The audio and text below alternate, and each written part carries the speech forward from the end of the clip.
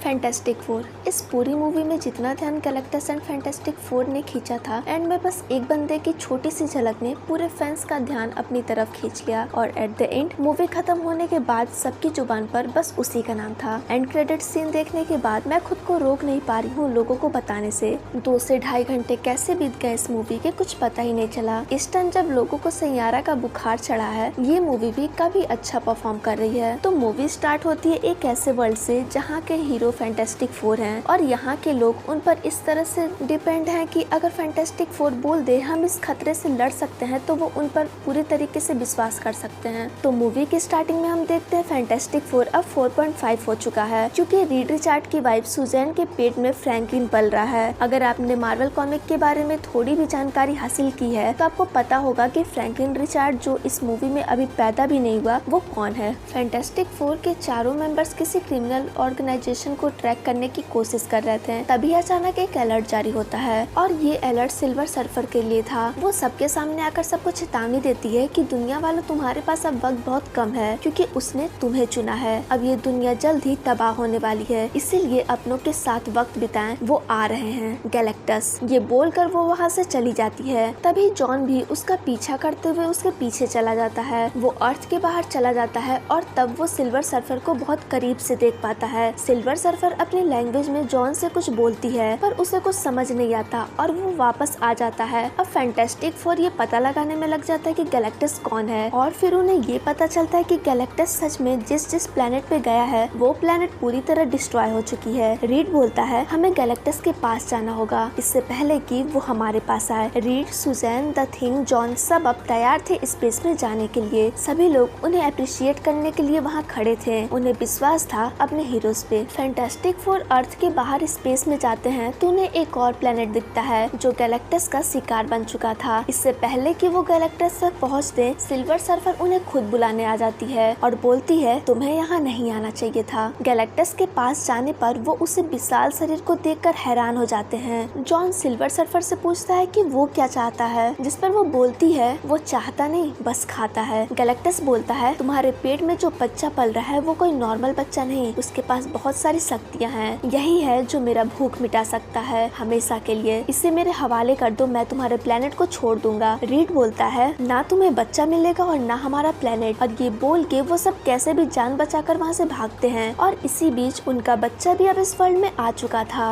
अर्थ पे वापस आने के बाद वो बताते हैं कि हमारी गैलेक्टस से बात हुई, उसने अर्थ के बदले में हमारा बच्चा मांगा और फिर हमने मना कर दिया। ऐसा सुनते ही अर्थ के लोग फैंटास्टिक फोर के खिलाफ हो जाते हैं। उधर रीड कोई दूसरा तरीका ढूंढता है कि अर्थ को कैसे बचाया जाए, और जॉन सिल्वर सर्फर की वॉइस को ट्रैक करना शुरू कर दिया ताकि उसकी लैंग्वेज समझ आ सके। सुजैन अपनी बेबी को लेकर गुस्से में उस भीड़ के बीचों बीच जाती है और बोलती है मैं इस प्लेनेट के लिए अपने बेटे की कुर्बानी नहीं दे सकती, और ना ही अपने बेटे के लिए इस प्लेनेट की कुर्बानी दे सकती हूँ। हम एक फैमिली हैं, और एक फैमिली की तरह हम एक साथ लड़ेंगे, एक दूसरे का सहारा बनकर। उधर रीड के पास एक आइडिया था कि वो अर्थ को एक जगह से दूसरी जगह टेलीपोर्ट कर देगा जहाँ गैलेक्टस ना पहुँच सके, और इसके लिए वो पूरे अर्थ पर टावर लगा रहे थे, और इसका साथ अर्थ के सभी लोग दे रहे थे। इससे पहले ऐसा कभी नहीं हुआ। सभी टावर अब तैयार थे, गैलेक्टस भी अब अर्थ के करीब था। रीड टेलीपोर्टेशन सिस्टम को ऑन कर देता है, तभी सिल्वर सर्फर आके सभी टेलीपोर्टेशन सिस्टम को तोड़ देती है। जॉन सिल्वर सर्फर की आइडेंटिटी सबके सामने रिवील कर देता है कि वो कौन थी और कहां से आई है। सिल्वर सर्फर एक नॉर्मल और बहुत ही सुंदर लेडी थी। फिर गैलेक्टस की उसके ऊपर नजर पड़ गई। गैलेक्टस उसे ऑफर देता अगर तुम मेरी हेराल्ड बन जाओ तो मैं तुम्हारे इस प्लेनेट को छोड़ दूंगा, और वो मान जाती है। वो सब सुनकर सिल्वर सर्फर इमोशनल हो जाती है और वहाँ से चली जाती है। बेसिकली सिल्वर सर्फर गैलेक्टस को प्लेनेट ढूंढ कर देती है ताकि उसकी भूख मिट सके। टेलीपोर्टेशन प्लान तो अब फेल हो चुका था। अब रीड एक नया प्लान बनाता है। अब वो अर्थ को टेलीपोर्ट नहीं बल्कि गैलेक्टस को ही टेलीपोर्ट करने वाला था। गैलेक्टस को फ्रैंकलिन चाहिए और फैंटास्टिक फोर को गैलेक्टस। वो आखिरी टेलीपोर्टेशन सिस्टम के बीच में फ्रैंकलिन को रखते हैं, जिसके बाद गैलेक्टस बिल्डिंग को तोड़ते हुए फ्रैंकलिन के पास ही आ रहा था। जैसे ही वो उसके पास आता है, जॉन सिस्टम को ऑन कर देता है, पर ये काफी नहीं था, तो सुजैन अपनी पूरी पावर के साथ गैलेक्टस को पोर्टल के अंदर ढकेलती है। सुजैन उसको अंदर कर ही दी थी कि गैलेक्टस फिर से बाहर आने लगता है। तभी सिल्वर सर्फर गैलेक्टस को खुद ही लेकर अंदर चली जाती है, पर सुजैन उसकी सांसें अब नहीं चल रही थी। उसने अपनी पूरी एनर्जी लगा दी थी। सब उसे मरा हुआ मान लिए थे। फ्रैंकलिन सुजैन के जैसे करीब जाता है, सुजैन जिंदा पैदा हो जाती है। अब ये कोई नॉर्मल चीज नहीं है, ये काम जो फ्रैंकलिन ने किया है वो 6 इन्फिनिटी स्टोन्स भी नहीं कर सकती थी। किसी को फिर से जिंदा करना मतलब डेथ को रिराइट करना, तो डेथ को भी ऐसा करने की अनुमति नहीं है, जिसका मतलब फ्रैंकलिन गैलेक्टस से भी ज्यादा पावरफुल है और गैलेक्टस को ये बात पता है। और हाँ, गैलेक्टस की कहानी अभी खत्म नहीं हुई, वो बस टेलीपोर्ट हुआ है, वो उस यूनिवर्स में कहीं है। जिस गैलेक्टस के लिए प्लेनेट खाना आम बात है, उसे हराकर फैंटास्टिक फोर ने उससे पर्सनल दुश्मनी ले ली है। फिलहाल अब सब कुछ बढ़िया चल रहा था, फ्रैंकलिन अब थोड़ा बड़ा हो गया है, पर ये सब तब तक बढ़िया था जब तक वो नहीं था। वो से मेरा मतलब है वो जिसका इंतजार सभी मार्वल फैंस कर रहे हैं, वो जिसने अपनी एंट्री से ही पूरे थिएटर में जान ला दी,